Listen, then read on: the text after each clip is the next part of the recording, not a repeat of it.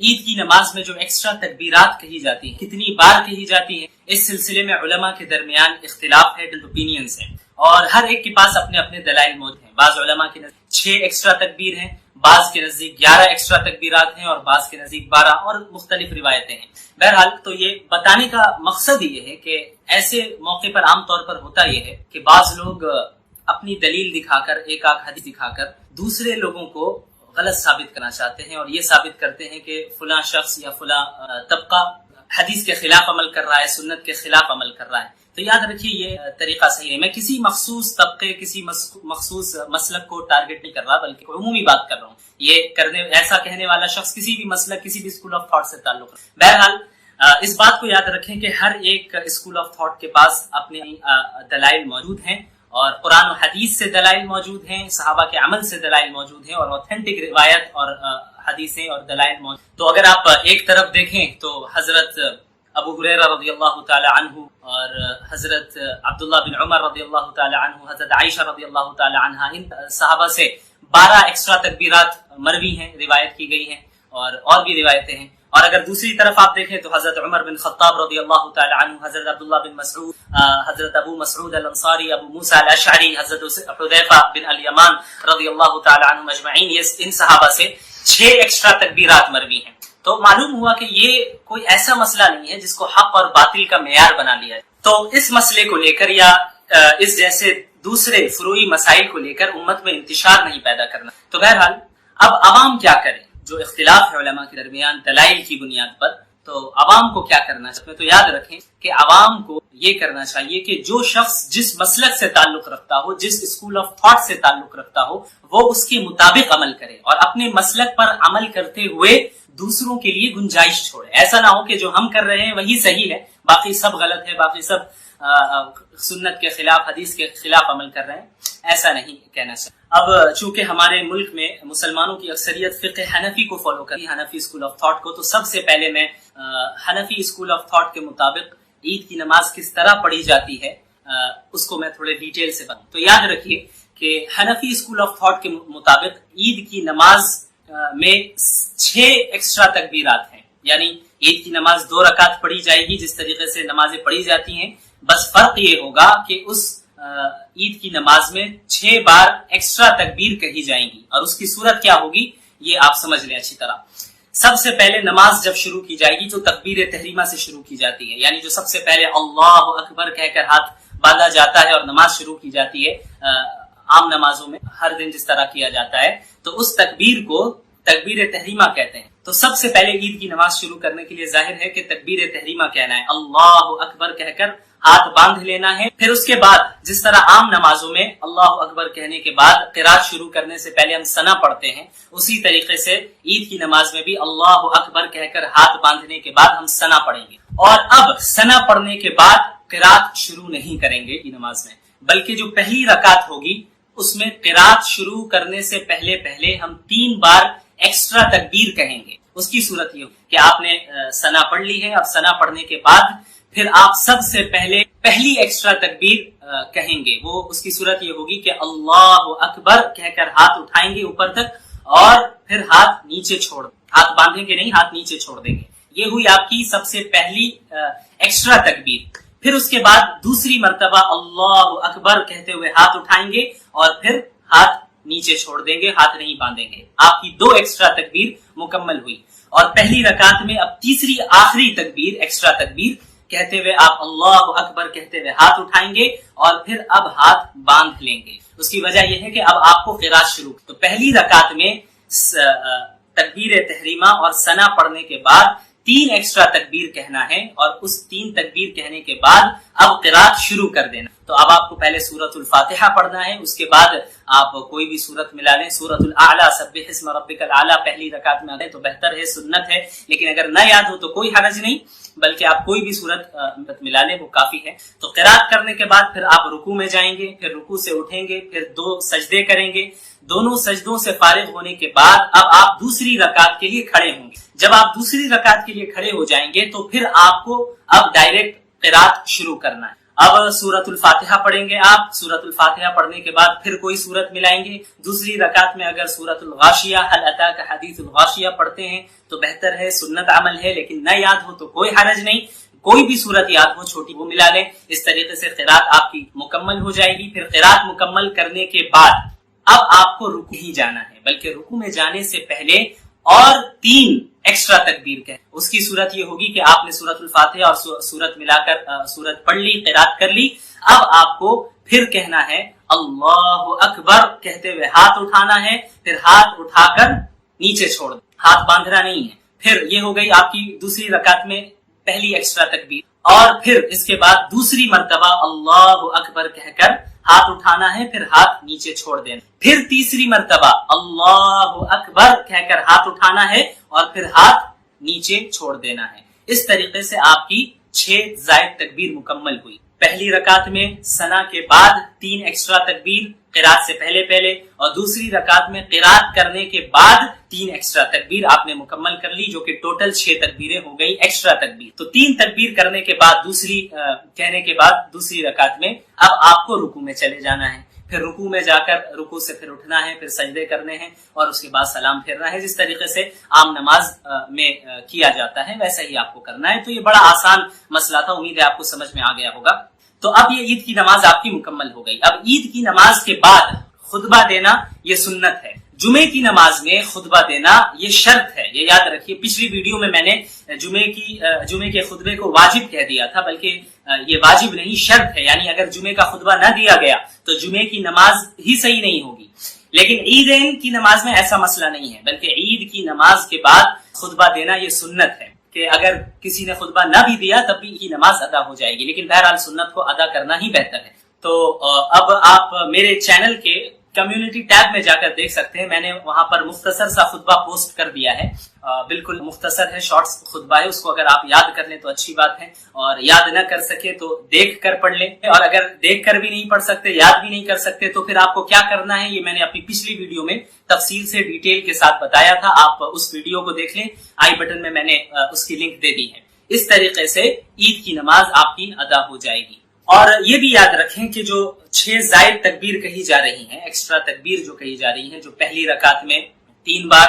قرات سے پہلے اور دوسری رکعت میں قرات کے بعد رکوع میں جانے سے پہلے 3 ایکسٹرا تکبیر کہی جا رہی ہیں، تو ان کے درمیان کتنا گیپ ہو، کتنا وقفہ ہو، تو یاد رکھیں کہ ان کے درمیان اتنا وقفہ ہو کہ جس میں ہم آسانی سے 3 بار سبحان اللہ کہہ سکیں، سبحان اللہ سبحان اللہ سبحان اللہ، یعنی 2 سے 3 سیکنڈ کا وقفہ ہو۔ اس طریقے سے انشاءاللہ آپ کو نماز عید ادا کرنی ہے، کہ آپ کو مسئلہ سمجھ میں آ گیا ہوگا۔ اسی طرح یہ بھی سمجھ لیں کہ عید کی نماز کا وقت کب شروع ہوتا ہے اور کب تک رہتا ہے۔ تو عید کی نماز کا وقت اشراق کے وقت سے شروع ہو جاتا ہے، یعنی سورج کے طلوع ہونے کے بعد 10-15 منٹ تقریباً گزر جائے تو اس کے بعد سے اشراق کا وقت شروع ہو جاتا ہے، اسی وقت سے عید کی نماز کا بھی وقت شروع ہوتا ہے اور زوال تک رہتا ہے۔ تو آپ کو اس ٹائمنگ کا بھی لحاظ رکھنا ہے، اسی متعین ٹائم کے اندر آپ کو عید کی نماز ادا کرنی۔ اب جہاں تک رہا مسئلہ 12 تکبیرات کا، کہ جن حضرات کے نزدیک 12 تکبیرات مسنون ہیں، جس طرح شافعی اسکول آف تھاٹ میں ہیں اور حدیث حضرات ہیں ان کے نزدیک بھی 12 تکبیرات ہیں، تو بہرحال اس کا بھی طریقہ بڑا آسان ہے، تو اس کو بھی میں آپ کو بریفلی بیان کر دیتا ہوں کہ ان کے نزدیک پہلی رکعت میں 7 تکبیر کہی جائیں گی قرات سے پہلے تکبیر تحریمہ کے لیے ہاتھ اٹھانا ہے، ہاتھ باندھ لینا ہے اللہ اکبر کہہ کر، پھر توجیہ یا ثنا پڑھنا ہے، اس کے بعد 7 بار ایکسٹرا تکبیر کہنا ہے، 7 بار ایکسٹرا تکبیر کہی جائیں گی، اور ہر تکبیر کے بعد ہاتھ باندھ لینا ہے، ہاتھ چھوڑنا نہیں ہے، اور ہر تکبیر کے درمیان یہ مسنون طریقہ ہے ان کے نزدیک کہ آپ یہ دعا دل میں پڑھیں، سبحان اللہ والحمدللہ ولا الہ الا اللہ واللہ اکبر۔ اس کے بعد قرات شروع کرنی ہے، اور قرات سے فارغ ہونے کے بعد رکوع کرنا ہے، دونوں سجدے کرنے ہیں، پھر جب دونوں سجدوں سے فارغ ہونے کے بعد آپ دوسری رکعت کے لیے کھڑے ہوں گے تو اب قرات شروع کرنے سے پہلے ہی آپ کو اور مزید ایکسٹرا 5 تکبیر کہنی ہے، جس طریقے سے پہلی رکعت میں آپ نے کہا۔ پھر جب آپ 5 تکبیر سے فارغ ہو جائیں گے تو پھر اب قرات کرنے رکوع سجدے سے عام نماز میں کیا جاتا ہے، اسی طریقے سے کرنا ہے۔ تو ٹوٹل 12 تکبیریں پوری ہوئی، پہلی رکعت میں 7 اور دوسری رکعت میں 5۔ اور اگر آپ حنفی اسکول آف تھاٹ سے تعلق رکھیں، اکثریت مسلمانوں کی اسی اسکول آف تھاٹ کو فالو کرتی ہے، تو اس کے اعتبار سے جو طریقہ میں نے پہلے بتایا اس کو آپ فالو کریں، اور میں بہت زیادہ ڈیٹیل میں تفصیل میں نہیں جانا چاہتا ورنہ آپ خواہ مخواہ کنفیوز ہمیں معلوم ہونا چاہیے کہ اس طرح کی آزمائش جس سے اس وقت موجودہ زمانے میں امت مسلمہ دوچار ہے، ایسا نہیں ہے کہ اس طرح کی آزمائش یہ پہلی مرتبہ امت مسلمہ پر آ رہی ہے، یا یہ کہ اللہ کے ماننے والوں پر پہلی مرتبہ اس طرح کی آزمائش آ رہی ہے، بلکہ آپ اگر قرآن کریم کا مطالعہ کریں گے، اللہ کے نبی محمد الرسول اللہ صلی اللہ علیہ وسلم کی احادیث کا مطالعہ کریں گے تو آپ کو معلوم ہوگا کہ پچھلی قوموں کے اوپر بھی اس طرح کی آزمائشیں آئیں جو اللہ کے ماننے والی قوم تھی، ایسی قوم جو انبیاء کی اطاعت کرنے والی تھی، انہیں بھی مصائب سے، مشکلات سے دوچار کیا گیا، یہاں تک کہ خود انبیاء علیہم الصلاۃ والسلام مصائب اور مشکلات سے دوچار ہوئے، اور محمد الرسول اللہ صلی اللہ علیہ وسلم جو سید الانبیاء ہیں، افضل الانبیاء ہیں، انہیں سب سے زیادہ اس دنیا میں تکلیف پہنچائی گئی۔ اگر محض ایمان لے آنے کا نتیجہ یہ ہوتا کہ اس دنیا میں بھی مسلمانوں کو کسی طرح کی تکلیف نہ دی جاتی تو اس کے سب سے زیادہ مستحق خود محمد الرسول اللہ صلی اللہ علیہ وعلی آلہ وصحبہ وسلم تھے، لیکن اللہ کے نبی صلی اللہ علیہ وسلم نے کیا فرمایا؟ آپ صلی اللہ علیہ وسلم نے فرمایا اشد الناس بلاء الانبیاء، اس دنیا میں سب سے زیادہ آزمائشیں انبیاء کو آتی ہیں، ثم الامثل فالامثل، پھر دین کے اعتبار سے ان سے قریب تر جو ہوگا اس کے اوپر آزمائشیں آئیں۔ تو آزمائشوں کا آنا یہ اس بات کی ہرگز دلیل نہیں ہے کہ ہم حق پر نہیں ہیں، بلکہ آزمائشوں کا آنا ایک اعتبار سے اس بات کی دلیل ہے کہ ہم حق پر ہیں اور ہم اللہ کے نبی صلی اللہ علیہ وسلم کے ماننے والے ہیں اور اللہ کے نبی صلی اللہ علیہ وسلم کے طریقے کے مطابق زندگی گزارنا چاہتے ہیں۔ آپ کو معلوم ہونا چاہیے کہ خود اللہ کے نبی صلی اللہ علیہ وسلم کو اپنی زندگی میں کتنی تکلیفوں کا سامنا کرنا پڑا، کس طریقے سے اللہ کے نبی صلی اللہ علیہ وسلم کو قتل کرنے کے منصوبے بنائے گئے، کس طریقے سے آپ صلی اللہ علیہ وسلم کو کعبے کے سامنے عبادت کرنے سے مشرکین مکہ روکا کرتے تھے۔ ایک مرتبہ اللہ کے نبی صلی اللہ علیہ وسلم سجدے کی حالت میں تھے کہ ایک مشرک آیا اور آپ صلی اللہ علیہ وسلم کے اوپر اونٹ کی گندگی کو، اجڑی کو آپ صلی اللہ علیہ وسلم کے اوپر ڈال دیتا ہے۔ اسی طرح ایک مرتبہ اللہ کے نبی صلی اللہ علیہ وسلم حرم میں موجود تھے، ایک مشرک آگے بڑھتا ہے اور ایک چادر کے ذریعے آپ صلی اللہ علیہ وسلم کے گلے پر پھندا ڈالتا ہے اور اسے کھینچتا ہے،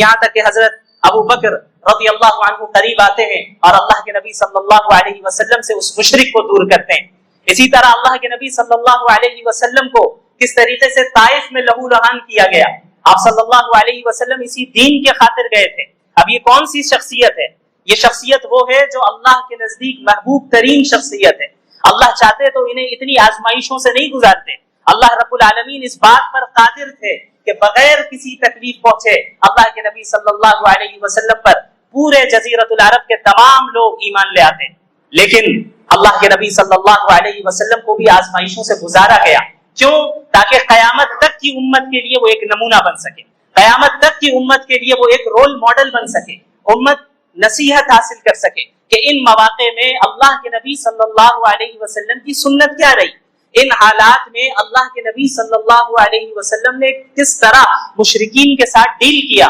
ان حالات میں اللہ کے نبی صلی اللہ علیہ وسلم نے مسلمانوں کو کس طرح تیار کیا، منظم کیا۔ چونکہ آپ صلی اللہ علیہ وسلم کو قیامت تک کے لوگوں کے لیے نمونہ بنانا تھا، اسی لیے اللہ کے نبی صلی اللہ علیہ وسلم کو بھی ان آزمائش سے گزارا گیا، ان آزمائشوں سے گزارا گیا۔ 3 سال تک مشرکین مکہ نے شعب ابی طالب میں اللہ کے نبی صلی اللہ علیہ وسلم، مسلمان اور آپ کے خاندان والوں کا مکمل سوشل بائیکاٹ کیا، مکمل سوشل بائیکاٹ کیا، یہاں تک کہ مسلمانوں کے بچے ایک ایک دانے کے لیے ترس رہے تھے۔ یہ صورتحال گزری رسول اللہ صلی اللہ علیہ وسلم پر، اور آپ صلی اللہ علیہ وسلم کے صحابہ کرام نے بھی اسی طرح کی قربانیاں دی۔ آپ کو معلوم ہے حضرت بلال رضی اللہ عنہ، ان کا نام آپ نے سنا ہے، کس طریقے سے حضرت بلال رضی اللہ عنہ نے اسلام قبول کیا۔ ظاہر ہے اللہ کے نبی صلی اللہ علیہ وسلم کی جس جگہ بعثت ہوئی، جس زمانے میں بعثت ہوئی، یہ ایک ایسا زمانہ تھا جہاں انسانیت اپنی انتہا اور پستی کی انتہا تک پہنچ چکی، جہاں غلاموں کو ان کے حقوق نہیں دیے جاتے تھے، سلیوز کو ان کے فنڈامنٹل ہیومن رائٹ سے بھی محروم رکھا گیا تھا۔ ایسے موقع پہ جب حضرت بلال رضی اللہ عنہ نے اللہ کے نبی صلی اللہ علیہ وسلم کی تعلیمات کو سنا کہ یہ غلام تمہارے بھائی ہیں، انہیں وہی کھلاؤ جو خود کھاتے ہو، انہیں وہی پہناؤ جو خود پہنتے ہو، انہیں اتنا بوجھ نہ دو کہ وہ اسے پورا نہ کر پائے، اور اگر کوئی بھاری کام دینا بھی پڑ جائے تو تم خود ان کا تعاون کرو۔ اللہ کے نبی صلی اللہ علیہ وسلم کی ایسی تعلیمات جن کو سن کر حضرت بلال رضی اللہ عنہ اسلام کی طرف مائل ہوئے اور دل و دماغ میں ایمان راسخ ہو گیا، یہاں تک کہ ان کا جو مالک تھا حضرت بلال رضی اللہ عنہ کو چلچلاتی دھوپ میں تپتی ہوئی ریت کے اوپر رکھتا۔ مکہ المکرمہ کی گرمی سے ہم سب واقف ہیں، جو بھی وہاں گئے ہیں جانتے ہیں کہ کس طرح کی شدید گرمی ہوتی ہے۔ وہاں کی تپتی ہوئی ریت کے اوپر حضرت بلال رضی اللہ عنہ کو رکھا جاتا اور ان کے سینے کے اوپر بھاری پتھر رکھا جاتا اور بار بار یہ کہا جاتا کہ تم محمد کے اتباع سے پیچھے ہٹو، اور وہ کیا کہتے؟ احد احد، صرف ایک اللہ، صرف ایک اللہ۔ آخر کیا چیز تھی جو حضرت بلال رضی اللہ عنہ کے اندر داخل ہو گئی تھی؟ ایک ایسی چیز جو انہیں دنیا کی ہر طرح کی تکلیفوں کو جھیلنے کے لیے تیار کر رہی تھی اور انہیں مضبوطی دے رہی تھی، انہیں طاقت دے رہی تھی۔ حضرت سمیہ رضی اللہ عنہا جو اسلام کی سب سے پہلی شہیدہ ہے، کس طریقے سے، کس بے دردی کے ساتھ اور بے رحمی کے ساتھ انہیں شہید کیا گیا، ان کی شرمگاہ میں نیزہ مارا گیا اور انہیں شہید کر دیا گیا۔ حضرت مصعب بن عمیر رضی اللہ عنہ یہ صحابی رسول ہیں، آپ کو معلوم ہوگا کہ اسلام لانے سے پہلے کافی مالدار تھے اور 200 درہم کا کپڑے پہنا کرتے تھے اور کافی قیمتی خوشبو اور عطر کو استعمال کیا کرتے تھے، بڑی لگژریس لائف گزارتے تھے، ناز و نعم میں پلنے والے تھے۔ لیکن جب انہوں نے اسلام قبول کر لیا ان کی زندگی میں انقلاب آ گیا۔ ایک انسان، ہم اور آپ اپنے اوپر ذرا غور کریں، ہم اپنے کمفرٹ زون سے باہر نہیں آنا چاہتے، ہمیں اپنی زندگی میں ذرا سی تکلیف آ جائے تو ہم اللہ سے شکایت کرتے ہیں، ذرا سی تکلیف آ جائے تو ہم یہ شکایت کرتے ہیں کہ ہمارے ہی ساتھ ایسا کیوں ہوا۔ حضرت مصعب بن عمیر کے بارے میں سنیے، حضرت مصعب بن عمیر رضی اللہ عنہ وہ ہے جو کافی مالدار تھے۔ انہوں نے جب اسلام قبول کیا تو ان کے جو چچا تھے انہوں نے ان سے کہا کہ تم اگر اپنے باپ کے دین کو چھوڑ رہے ہو تو پھر یہ جو مال تمہیں حاصل ہے یہ بھی تمہارے باپ کا ہی کمایا ہوا مال ہے، لہٰذا تمہیں اسے چھوڑنا ہو۔ انہوں نے یہ بات اس لیے کہی کہ شاید مصعب بن عمیر رضی اللہ عنہ ان کی بات سے اس بات سے ڈر جائیں، چونکہ زندگی پر لگژریس لائف میں رہے اور اب سارے مال و دولت چھیننے کی بات ہو رہی ہے تو شاید وہ محمد رسول اللہ کی اتباع سے پیچھے ہٹ جائیں۔ لیکن ایسا نہیں ہوا۔ حضرت مصعب بن عمیر رضی اللہ عنہ نے سارے مال کو، ساری دولت کو وہیں چھوڑ دیا، یہاں تک کہ ان کے چچا نے کہا کہ جو کپڑے تم پہن کر ہو یہ بھی چھوڑ کر جاؤ۔ حضرت مصعب بن عمیر رضی اللہ عنہ نے ان کپڑوں کو بھی اتار دیا اور بالکل برہنہ ہو کر اپنی ماں کے پاس پہنچتے ہیں۔ ان کی ماں دیکھتی ہے اور وہ رونے لگتی ہے کہ مصعب یہ کیا ہو گیا، یہ کس حال میں تم آئے؟ وہ کہتے ہیں کہ میری ماں، میں موحد ہو گیا ہوں، میں محمدی ہو گیا ہوں، اب مجھے مال و دولت کی کوئی فکر نہیں، اب مجھے اتباع رسول کی فکر ہے، اب مجھے اس دین کی تبلیغ کی فکر ہے، اب مجھے اس دین کو تمام اقوام عالم تک پہنچانے کی فکر ہے، اب مجھے جنت کی فکر ہے، اب مجھے اس عارضی ٹیمپرری لائف کی فکر نہیں ہے جہاں زندگی چند سالہ زندگی ملتی ہے جس کی بھی کوئی گارنٹی نہیں ہوتی۔ آج کل نوجوان بھی بڑی تیزی کے ساتھ اس دنیا سے رخصت ہو رہے ہیں، کب کس کو موت آ جائے یہ نہیں پتا۔ صحابہ کرام کے اندر ایمان راسخ ہو گیا تھا اس طریقے سے کہ اللہ کے نبی صلی اللہ علیہ وسلم کی صحبت انہوں نے اختیار کی اور آپ صلی اللہ علیہ وسلم پر نازل ہونے والا کلام جو قرآن کریم ہے اس کو پڑھا، اس کو سمجھا اور آپ صلی اللہ علیہ وسلم کے ذریعے دنیا کے حقیقی کانسیپٹ کو انہوں نے سمجھ لیا اور آخرت کے حقیقی کانسیپٹ کو بھی سمجھا کہ ہم اس دنیا میں کیوں آئے۔ یہی معاملہ تمام صحابہ کرام کے ساتھ رہا۔ سلف صالحین میں آپ کو سینکڑوں واقعات ایسے مل جائیں گے جہاں علماء کرام نے، فقہاء اعظام نے دین کے خاطر قربانیاں دی ہیں، اس دین کے خاطر قربانیاں دی ہیں۔ تو یاد رکھیے، اگر آج کے زمانے میں ہمارے اوپر آزمائشیں آ رہی ہیں، یہ جو چند مثالیں میں نے آپ کے سامنے پیش کی، چند واقعات مختصراً میں نے بیان کیے، یہ تو اللہ کے نبی صلی اللہ علیہ وسلم کے زمانے کے واقعات ہیں۔ آج بھی اگر آپ کو زندہ مثال دیکھنی ہے تو فلسطین کے مسلمانوں کو دیکھ لیں، زندہ مثال آپ دیکھیں جہاں ماں باپ اپنے معصوم بچوں کی لاش کو لے کر کھڑے ہیں اور اس وقت بھی اللہ کا شکر ادا کر رہے ہیں اور کہہ رہے ہیں اللہ ہی نے دیا ہے، اللہ ہی لینے والا ہے۔ ان کی زبان سے ایک شکایت کا کوئی لفظ تک نہیں نکل رہا ہے۔ یعنی ایسے ایمان والے آج بھی موجود ہیں۔ اگر ہم اس طرح نہیں بن پا رہے ہیں تو کمی ہمارے اندر ہے۔ اور یاد رکھیے، جس طرح حالات آزمائش کے طور پر آتے ہیں، برے حالات آتے ہیں، اسی طریقے سے بسا اوقات امت جب محمد رسول اللہ صلی اللہ علیہ وسلم کے نہج سے ہٹ جاتی ہے تب بھی اس طرح کے حالات آتے ہیں۔ اللہ کے نبی صلی اللہ علیہ وسلم نے اس زمانے کے متعلق پہلی پیشن گوئی فرمائی تھی. آپ صلی اللہ علیہ وسلم نے فرمایا کہ ایک زمانہ آئے گا کہ جب تمام اقوام اس امت مسلمہ پر اس طرح ٹوٹ پڑیں گی جس طریقے سے کھانے والے کھانے کے پیالے پر ٹوٹ پڑتے ہیں. صحابہ کرام کو تعجب ہوا کہ آخر ایسا کیسے ہو سکتا ہے؟ کیا ہماری تعداد اتنی کم ہوگی؟ اب اس پر غور کریں. صحابہ کرام کے ذہن میں یہ بات آئی کہ کیا ہماری تعداد اتنی کم ہوگی؟ کیونکہ ہو سکتا ہے ظاہری اسباب کے تحت ہم مغلوب ہو جائیں. دین کو چھوڑ دینے اور دین پر عمل نہ کرنے کا تصور بھی ان کے ذہن میں نہیں تھا. انہوں نے یہ بات کہی کہ یا رسول اللہ کیا ہماری تعداد اتنی کم ہوگی؟ اتنی کم ہوگی؟ آپ صلی اللہ علیہ وسلم نے فرمایا کہ نہیں، تمہاری تعداد بہت ہوگی، لیکن تم سیلاب کی جھاگ کے مانند ہوگے. اللہ رب العالمین تمہارے دشمنوں کے دلوں سے تمہارا رعب اور خوف نکال دے گا اور تمہارے دلوں میں وہن ڈال دے گا. صحابہ کرام نے پوچھا یا رسول اللہ یہ وہن کیا ہے؟ آپ صلی اللہ علیہ وسلم نے فرمایا حب الدنیا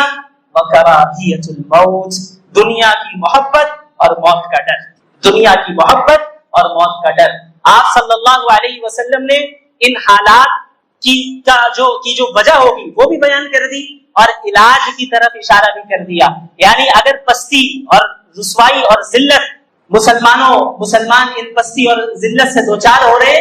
تو اس کے پیچھے یہ دو وجہ ہوگی کہ ان کے اندر دنیا کی ایسی محبت آ جائے گی کہ وہ دین کے لیے پھر قربانی دینے کے لیے تیار رہیں گے. موت سے ایسا ڈر آ جائے گا، جب بھی دنیا کی محبت آئے گی لازماً اس کا نتیجہ یہ نکلے گا کہ موت سے کراہیت ہو. موت سے انسان ڈرے گا. کیوں؟ کیونکہ وہ دنیا ہی کو سب کچھ سمجھنے لگتا ہے. وہ اس کے ذہن سے آخرت کا عقیدہ اوجھل ہو جاتا ہے، کلیئر نہیں رہتا. تو وہ اس دنیا میں اپنے اوپر تکلیفوں کو برداشت نہیں کر پاتا. وہ یہ سوچ نہیں پاتا کہ بھئی مجھے مرنا بھی ہے اور اگر میں نے حق کی آواز بلند کی تو مجھے تکلیفوں کا سامنا کرنا پڑ جائے گا، مجھے اپنے کمفرٹ زون سے باہر نکلنا پڑے گا، مجھے لگژریس لائف کو چھوڑنا پڑے گا، اس دین کے خاطر چھوڑ دینا پڑے گا. تو اللہ کے نبی صلی اللہ علیہ وسلم نے ان دونوں چیزوں کی طرف اشارہ فرما دیا کہ حب الدنیا وکراہیت الموت، دنیا کی محبت اور موت کا ڈر، یہ اس امت میں داخل ہو جائیں گی. لہٰذا اسی حدیث سے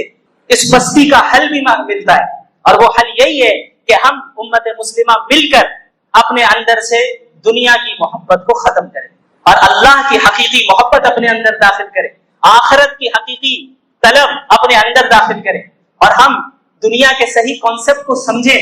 کہ ہم اس دنیا میں آئے ہیں یوں ہی نہیں پیدا کیے گئے بلکہ ایک مشن کے ساتھ آئے. ایک مشن کے ساتھ آئے. ہماری ذمہ داری ہے کہ یہ 50 سالہ 60 سالہ زندگی یا جتنی بھی مل رہی ہے اس کو اللہ کے احکامات کے مطابق گزارے، تبھی قیامت کے دن آخرت میں وہ جنت ملے گی جس کے مطابق رسول اللہ صلی اللہ علیہ وسلم نے فرمایا ما لا عین رأت، جسے کسی آنکھ نے دیکھا تک نہیں، ولا اذن سمعت، جس کی حقیقت کو کسی کان نے سنا تک نہیں، ولا خطر علی قلب بشر، جنت ایسی جگہ ہے کہ جس کے کسی کے امیجنیشن میں بھی نہیں آیا. وہ جنت کسی کے امیجنیشن میں بھی نہیں آئی. ایسی جگہ ہے، ایسی لگژریس لائف آپ کو ملے گی جہاں کبھی کوئی موت نہیں آنے والی، جہاں کبھی کوئی بیماری نہیں، جہاں کوئی فقر و فاقہ نہیں، جہاں کسی طرح کی تکلیف نہیں. لیکن وہ جنت یاد رکھیں اتنی سستی نہیں ہے،